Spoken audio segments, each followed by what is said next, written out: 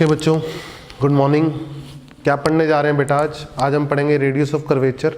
ठीक है, किसी भी ट्रैजेक्टरी का रेडियस ऑफ कर्वेचर क्या होगा और कैसे निकलेगा वो पढ़ेंगे हम, और उसके ऊपर बेस्ड एक दो न्यूमेरिकल करेंगे हम। ठीक है, तो हेडिंग डाल लो radius of curvature. Radius of curvature सही है बेटा। अब जैसे मान लो कि कोई भी पाथ पैराबोलिक है, मान लो कोई पैराबोलिक पाथ है, जैसे मान लो ये पार्टिकल को हमने प्रोजेक्ट किया यू स्पीड से, थीटा एंगल प्रोजेक्ट किया, पार्टिकल ऐसे गया। ठीक है, ये पाथ सर्कुलर तो नहीं है ना, पाथ क्या है? पैराबोलिक। लेकिन हर इंस्टेंट ऑफ टाइम पे मैं रेडियस ऑफ कर्वेचर जान सकता हूँ। हर इंस्टेंट ऑफ टाइम पे मैं रेडियस ऑफ कर्वेचर जान सकता हूँ। फॉर एग्जांपल यहाँ पे रेडियस ऑफ कर्वेचर जो इनिशियल पॉइंट है बनेगा, वो बनेगा कुछ ऐसा सर्कल बनेगा। समझ में आई? जो यहाँ सर्कल बनेगा, ये वेलोसिटी होगी इसके पास, तो यहाँ सर्कल कुछ ऐसा बनेगा। समझ में आ रही है? यहाँ जो सर्कल बनेगा वो सर्कल कुछ ऐसा होगा। बोलो। तो हर इंस्टेंट ऑफ टाइम पे रेडियस ऑफ कर्वेचर जाना जा सकता है, और उसकी वैल्यू क्या होगी? उसकी वैल्यू होगी बेटा, आप बहुत से जानते हो। देखो मेरी बात सुनो, जो सेंट्रीपिटल एक्सेलरेशन होती है वो क्या होता है? v²/r होता है कि नहीं होता? पक्का? ω²r नहीं पढ़ा आपने? मैग्नीट्यूड वाइज आपने पढ़ा कि नहीं पढ़ा? और v = r पढ़ा आपने? बोलो। तो ω की जगह डाल दो v²/r², तो ये होता है कि नहीं होता? बिल्कुल होता है। तो सेंट्रीपिटल एक्सेलरेशन जो होती है वो नॉर्मल होती है, और जो ये वेलोसिटी होती है टेंजेंशियल होती है, का square upon radius of curvature. तो किसी भी इंस्टेंट ऑफ टाइम पे अगर मैं बात करूं, मान लो कोई भी पाथ है, ऐसा टेढ़ा मेढ़ा भी पाथ है, ध्यान से देखो, कुछ भी ऐसा पाथ है, तो इस इंस्टेंट पे बात करूं अगर मैं, ध्यान से देखिए बेटा, तो अगर वेलोसिटी आपके ऐसी है पार्टिकल की, ठीक है, और इस पार्टिकल के पास ये एक्सेलरेशन है, नेट मान लीजिए, नेट एक्सेलरेशन है। इसके दो कंपोनेंट होते हैं, एक होता है सेंट्रीपिटल नॉर्मल वाला, और एक होता है टेंजेंशियल। होता है कि नहीं होता बेटा? पक्की बात है। तो जो नॉर्मल वाला कंपोनेंट होता है वो क्या होता है? सेंटर के अलोंग होता है कि नहीं होता? तो इंस्टेंटेनियस सेंटर बनता है, इंस्टेंटेनियस सेंटर। तो इंस्टेंटेनियस सेंटर के कॉरस्पॉन्डिंग सर्कल बनता है बेटा, ठीक है ना, और इसको बोलते हैं हम रेडियस। क्या बोलते हैं इसको हम? रेडियस। तो एक बात बताओ, रेडियस ऑफ कर्वेचर के लिए v² सेंट्रीपिटल एक्सेलरेशन और नॉर्मल एक्सेलरेशन क्या होती है? v टेंजेंशियल का स्क्वायर अपॉन r होती है कि नहीं होती है? तो इस कॉन्सेप्ट को हम यूज़ करें। ठीक है बेटा, जब हम इसको यूज़ करेंगे तो ध्यान से देखिए आप अगर इनिशियल पैराबोलिक पाथ में, ये पैराबोलिक पाथ है, कैसा पाथ है? पैराबोलिक। तो मान लीजिए आप निकालना चाहते हैं find radius of curvature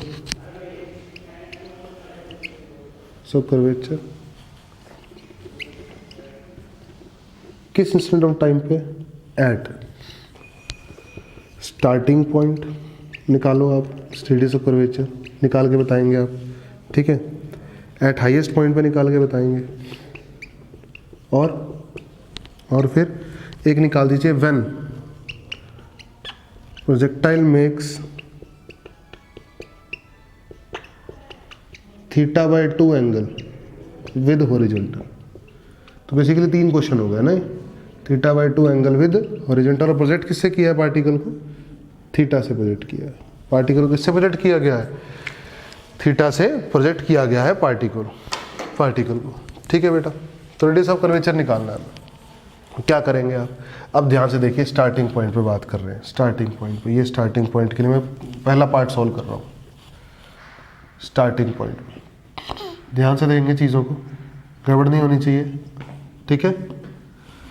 starting point पे आप ध्यान से देखिए, पार्टिकल को प्रोजेक्ट किया आपने ऐसे, यू वेलोसिटी, ठीक है, ये थीटा एंगल, ऐसा ही है। तो वेलोसिटी तो हम टेंजेंशियल लेते हैं, ठीक है ना, तो पाथ ऐसा ही होगा, तो टेंजेंशियल वेलोसिटी ये यू ही है, ठीक है। और इसके परपेंडिकुलर हम एक्सेलरेशन लेते हैं, पार्टिकल पे लग रहा है ग्रेविटी। इस ग्रेविटी के हैं 2 कंपोनेंट, एक इसके परपेंडिकुलर और एक इसके पैरेलल या इसके अलोंग, ठीक है, ऐसा ही है।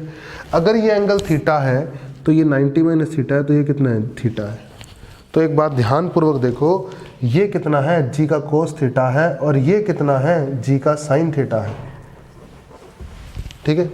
तो आपकी टेंजेंशियल वेलोसिटी कौन बनेगी, u बनेगी, और सेंट्रीपिटल या फिर नॉर्मल एक्सेलरेशन क्या बनेगा, g cos थीटा, g या g sin theta, g cos theta perpendicular. तो रेडियस निकल गया आराम से। कैसे निकलेगा रेडियस, v टेंजेंशियल का स्क्वायर अपॉन सेंट्रीपिटल एक्सेलरेशन यानी u square upon g cos theta. बोलो समझ में आई बात, बोलो बात समझ में आई बेटा, बोलो समझ में आई बात अच्छे से। आ गया स्टार्टिंग पॉइंट के लिए। अब हम निकालते हैं कहाँ के लिए, हाईएस्ट पॉइंट के लिए। कपड़ा आ गया यहाँ से, अच्छा ये रहा, मिल गया है कपड़ा भी। हाईएस्ट पॉइंट के निकालते हैं, हाईएस्ट पॉइंट के लिए, ठीक है।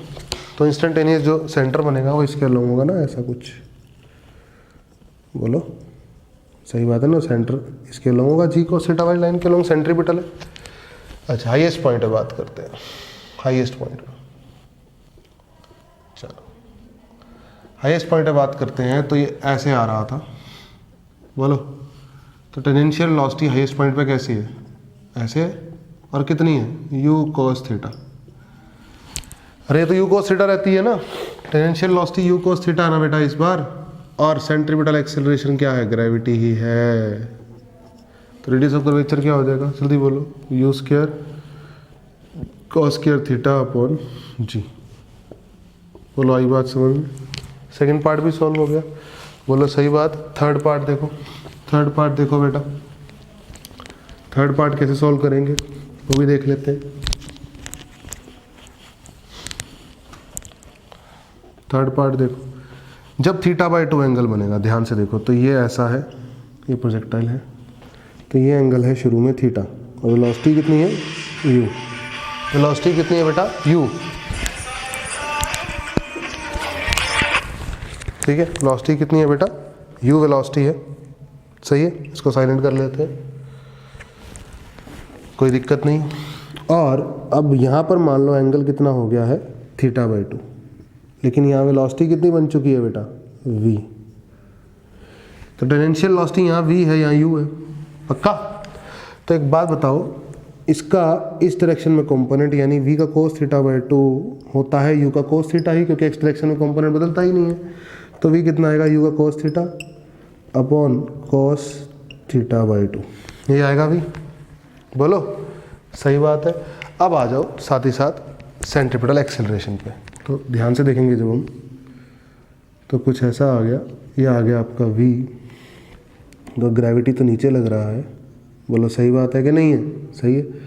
और ये हॉरिजॉन्टल से एंगल कितना बना रहा है, थीटा बाई 2 बना रहा है, तो इसका परपेंडिकुलर एक ये बनेगा कंपोनेंट और एक ये बनेगा, सही है।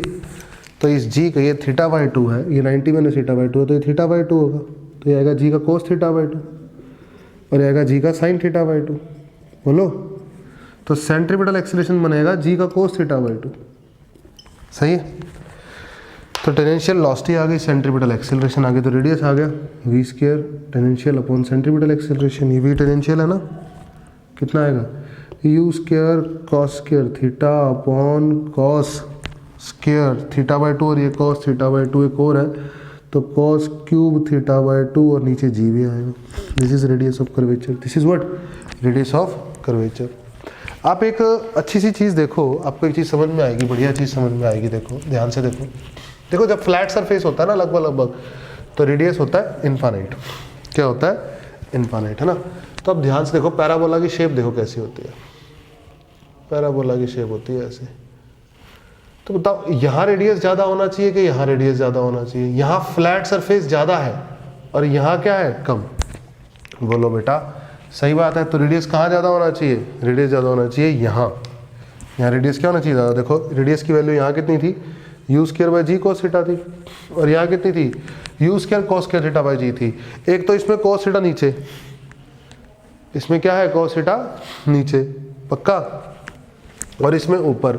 तो cos थीटा की वैल्यू होती है 1 से छोटी, तो नीचे आएगा 1 से छोटा नंबर तो बड़ा बनाएगा ना, बोलो, और यहाँ ऊपर आएगा तो और छोटा कर देगा। बोलो सही बात है कि नहीं है। तो रेडियस ऑफ कर्वेचर क्या होगा, यहाँ पर ज़्यादा होगा, और फिर यहाँ से घटता घटता घटता घटता कंटिन्यू घटता रहेगा, यहाँ पे जितना घटना था मैक्सिमम घट जाएगा। बोलो सही है। फिर इसके बाद धीरे धीरे धीरे धीरे दोबारा बढ़ना शुरू होगा और यहाँ तक मैक्सिमम आएगा। बोलो सही बात है कि नहीं है, ठीक है। बोलो कोई दिक्कत किसी बच्चे को कोई दिक्कत आई हो इस चीज़ में? ठीक है बेटा, इसका एक मैथमेटिकल रिलेशन भी होता है, वो भी लिख लो। वो होता है रेडियस ऑफ कर्वेचर का 1 प्लस dy/dx का होल स्क्वायर की पावर 3/2 अपॉन d2y/dx स्क्वायर। अगर आपको डायरेक्ट ट्रेजेक्टरी बताओ तो आप इसका यूज़ कर सकते हो। ठीक है, हालांकि इसी कोई खास ज़रूरत नहीं पड़ने वाली है ना, मैं इसको यूज़ करूँगा। हम मेथड तो यही लगाएंगे रेडियस निकालने के लिए, रेडियस निकालने के लिए, पर इसको भी यूज़ किया जा सकता है, मैथमेटिकल फॉर्म है ये। ठीक है ना, रेडियस ऑफ कर्वेचर निकालने के लिए किसी भी XY कर्व का, कोई भी XY कर्व हो, रैंडम कोई भी XY कर्व हो, कैसा भी कर्व हो, ठीक है ना, उसका किसी भी इंस्टेंट पे रेडियस ऑफ कर्वेचर निकालने का जो मेथड है वो ये है। क्या है? 1 प्लस इस पॉइंट पे dy/dx यानी स्लोप निकालेंगे, ठीक है, उसका स्क्वायर करेंगे, टोटल की पावर 3/2 करेंगे, और इसी पॉइंट पे डबल डेरिवेटिव, इसी पॉइंट पे क्या निकालोगे? Double derivative. तो इस पॉइंट पे रेडियस ऑफ कर्वेचर आ जाएगा, इस पॉइंट पे क्या आ जाएगा बेटा? रेडियस ऑफ कर्वेचर आ जाएगा। ठीक है, तो इसको ध्यान रख सकते हो आप, ध्यान रखना है तो नहीं भी ध्यान रखना तो कोई इशू नहीं है। मेन आपको क्या करना है? v टेंजेंशियल का स्क्वायर अपॉन सेंट्रीपिटल एक्सीलरेशन क्या बनाता है? Radius of curvature. समझ में आई मेरी बात?